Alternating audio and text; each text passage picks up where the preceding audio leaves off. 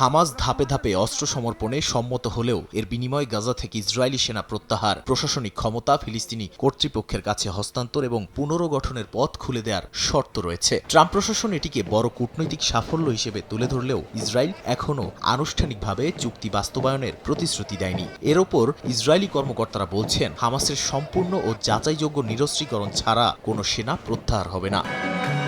নিরাপত্তার বাইরে গিয়ে এই অবস্থান গভীরভাবে রাজনৈতিকও। নির্বাচনের মাত্র কয়েক মাস আগে নেতানিয়াহুর জোট সরকার অনেকটাই নির্ভর করছে কট্টর ডানপন্থী দলগুলোর সমর্থনের ওপর। এসব দলের দাবি, হামাসকে পুরোপুরি ধ্বংস না করে কিংবা গাজায় ইসরায়েলের সামরিক নিয়ন্ত্রণ না রেখে যুদ্ধের রীতি টানা যাবে না। তাই সেনা প্রত্যাহারের যে কোনো সিদ্ধান্ত নেতানিয়াহুর সরকারকেই ঝুঁকির মুখে ফেলতে পারে।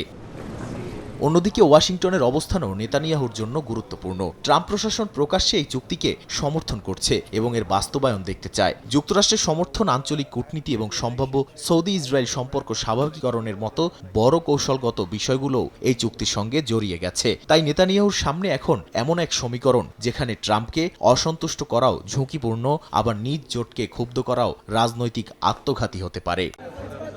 বিশ্লেষকদের ধারণা, এই সংকট সামাল দিতে নেতানিয়াহু হয়তো পূর্ণ সেনা প্রত্যাহারের বদলে সীমিত বা প্রতীকী পদক্ষেপের পথ বেছে নিতে পারেন, কিন্তু সেটিও চুক্তির মূল উদ্দেশ্য পূরণ করবে কিনা তা নিয়ে প্রশ্ন রয়েছে। ফলে হামাসের নিরস্ত্রীকরণ অগ্রগতি হলেও গাজায় যুদ্ধ পরবর্তী বাস্তবতা এখনও অনিশ্চিত।